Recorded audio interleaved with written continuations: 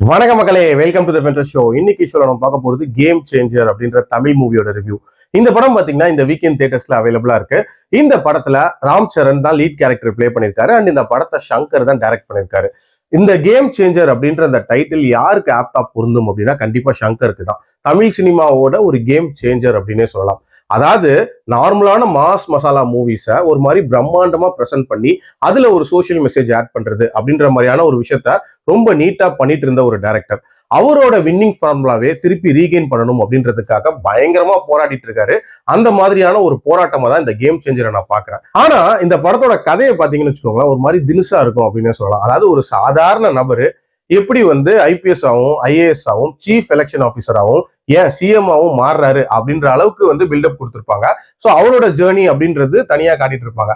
அப்படியே பேரலா பாத்தீங்கன்னா இவருக்கும் ஒரு கரப்டட் பொலிட்டிஷியனா இருக்கக்கூடிய எஸ்ஜே சூர்யாவுக்கும் எப்படி ஒரு கிளாஷ் உண்டாகுது, ராம் சரண் யாரு, ராம் சரணோட அப்பா யாரு, ராம் சரணுக்கு எப்படி அந்த சிஎம் ஆகிற ஆப்பர்ச்சுனிட்டி கிடைக்குது, இப்படின்ற மாதிரி நிறைய விஷயங்களை சொல்லக்கூடிய ஒரு படம் தான் இந்த படம். எனக்கு இந்த படத்துல பிடிச்ச விஷயம்னு பாத்தீங்கன்னா வழக்கமான சங்கர் படங்கள்ல இருக்கக்கூடிய அந்த பிளாஷ்பேக்கோட இம்பாக்ட் அப்படின்றது இந்த படத்திலயும் இருந்துச்சு அப்படின்னே சொல்லலாம். இன்ஃபேக்ட் அந்த பிளாஷ்பேக் போர்ஷன்ல ராம் சரணோட பெர்ஃபார்மன்ஸ் அப்படின்றது ரொம்ப ரொம்ப சூப்பரா இருக்கும். ஒரு மாதிரி திக்குவாய் மாதிரியான ஒரு கேரக்டர் பிளே பண்ணிருப்பாரு, ரொம்ப நீட்டாவே பண்ணிருப்பாரு. அதே மாதிரி அஞ்சலியோட ரோல் அப்படின்றது ஒரு பவர்ஃபுல் ரோலா இருக்கும். பிரசன்ட்ல அவங்களோட மேக்கப் அப்படின்றதே ரொம்ப ரொம்ப நீட்டா இருந்துச்சு. பட் பிரச்சனை என்ன அப்படின்னா பிரசன்ட்ல நடக்கக்கூடிய கதையில தான். அதாவது ஹீரோ இன்ட்ரோடக்ஷன்ல இருந்தே அது ஸ்டார்ட் ஆயிரும் அப்படின்னு சொல்லலாம். அதாவது ஹெலிகாப்டர்ல ஃபுட்போட் அடிச்சுட்டு இங்க ரயில்வே ட்ராக்ல படுத்துட்டு இருக்கிறவங்க இருப்பாங்கல்ல, அவங்களுக்கு கயிறு கட்டப்பட்டிருக்கும். அந்த கயிறை லைனா வெட்டிக்கிட்டே போவாரு. அந்த அளவுக்கு ஓவர் மாஸ் அப்படின்ற மாதிரியான ஒரு இன்ட்ரோ. உண்மையிலே இது சங்கர் படம் தானா அப்படின்ற மாதிரியான ஒரு ஃபீல் அங்கேயே வந்துச்சு அப்படின்னே சொல்லலாம். அதுக்கப்புறம் அந்த காலேஜோட லவ் போர்ஷன்ஸ், அப்புறம் ஐஏஎஸ்ஆ இவர் பண்ணக்கூடிய விஷயங்கள், இது எல்லாமே ரொம்ப ரொம்ப கிரிஞ்சா இருந்துச்சு அப்படின்னே சொல்லுவேன். சொல்ல போனா இந்த படத்துக்கு கார்த்திக் சுப்புராஜ் கதை எழுதியிருக்காரு அப்படின்றது இன்னுமே பயங்கர ஷாக்கா இருந்துச்சு. ஒருவேளை கார்த்திக் சுப்புராஜும் சங்கர் மாதிரி வயசானதுக்கு அப்புறமாட்டு இந்த மாதிரி அவுடேட்டடா மாறிடுவாரோ அப்படின்ற ஒரு சந்தேகத்தை எழுப்புற மாதிரியான ஒரு செய்கையா தான் இருந்துச்சு அப்படின்னு சொல்லுவேன். அதே மாதிரி முதல்வன் படத்தை ஒரு ரெஃபரன்ஸா எடுக்கணும் அப்படின்ற மாதிரி எடுத்திருக்காங்க போல இருக்கு. அதுக்காக காமெடி முதற்கொண்டு முதல்வன்ல இருக்கிற மாதிரி காப்பி அடிப்பாங்களா அப்படின்ற கேள்விதான் இருந்துச்சு. ஆக்சுவலா முதல்வன்ல அந்த பலவேஷம்னு ஒரு கேரக்டர் இருக்குல்ல, அதே மாதிரி இதுல சுனிலுக்கு ஒரு கேரக்டர் கொடுத்திருப்பாங்க. அவருக்கு நேரா பார்க்க முடியாது, சைட்ல தான் பார்க்க முடியும். அதனால ஃபுல்லாவே சைட்லயே நடந்துட்டு இருப்பாரு. அது பாக்குறதுக்கு ஒரு மாதிரி இரிட்டேட்டிங்கா இருந்துச்சு அப்படின்னு சொல்லலாம். எல்லாத்துக்கும் மேல இதுல இவர் பேசக்கூடிய அந்த பிரச்சனை, வழக்கமா சங்கர் என்ன பேசுவாரு, லஞ்சம் லஞ்சம் லஞ்சம். அதே மாதிரி இதுலயும் கரப்ஷன் ரிலேட்டடான ஒரு விஷயத்த தான் பேசியிருக்காரு.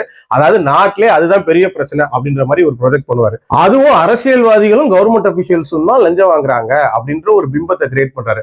நான் என்ன சொல்றேன், பொதுமக்களோட அடிப்படையிலேயே நம்ம சிஸ்டத்திலேயே அந்த கரப்ஷன் அப்படின்றது நமக்குள்ள ஊறி போயிருக்கு அப்படின்ற மாதிரி தான் சொல்றேன். அதாவது ஒரு விஷயம் எளிதா நடக்கணும் அப்படின்னா இன்ஃபுளுன்ஸை யூஸ் பண்றது அப்படின்னா லஞ்சம்னா கூட நம்ம எத்தனை பேர் அதை யூஸ் பண்ணிருக்கோம் அப்படின்ற ஒரு கேள்வியை நான் வைக்கிறேன். சோ நமக்குள்ள அந்த அடிப்படை மாற்றம் வரணும் அப்படின்றதுதான் முக்கியமான விஷயம். அதை விட்டுட்டு வெறும் கவர்மெண்ட் அபிஷியல்ஸையும் அரசியல்வாதிகளையும் மட்டும் குறை சொல்றதுல என்ன இருக்கு அப்படின்ற மாதிரியான ஒரு கேள்விதான் எனக்கு எழுது. அதே மாதிரி சாங்ஸ் அப்படின்றது வழக்கமா சங்கர் படங்கள்ல சூப்பராகவே இருக்கும். இந்த படத்துல பாத்தீங்க அப்படின்னா விஷுவலா நல்லா இருந்துச்சு. பட் இருந்தாலும் மியூசிக் வைஸ் ஓகே அப்படின்ற மாதிரி தான் சொல்லுவேன். பட் சாங் பிளேஸ்மெண்ட்ஸ் அப்படின்றதெல்லாம் ரொம்ப ரொம்ப சுமாரா இருந்துச்சு. அதாவது கடைசியா ஒரு பாட்டு வைக்கணும், அதை எப்படி வைக்கணும்னு தெரியல. சோ ஹீரோயினோட சாரி அப்படி டிராப் ஆகுது, அதை பார்த்து ஹீரோ உடனே பாட்டுக்கு போறாரு அப்படின்ற மாதிரிலாம் வைக்கிறாங்க. இதெல்லாம் எந்த காலத்து சினிமா அப்படின்ற மாதிரி தான் தோணுச்சு. ஓவரால் என்ன பொறுத்த வரைக்கும் ஒரு வழக்கமான commercial masala movie. But Indian 2 பெட்டரா இருந்துச்சு அப்படின்னு சொல்லுவேன். பட் சங்கரோட கம்பேக்லாம் இது இல்ல. என்னோட ரேட்டிங் இந்த படத்துக்கு 2.5 out of 5. அடல் கண்டென்ட்லாம் பெருசா இல்ல, தாராளமா பார்க்கலாம். மீண்டும் அடுத்த விமர்சனத்தில் சந்திக்கிறேன். நன்றி, வணக்கம்.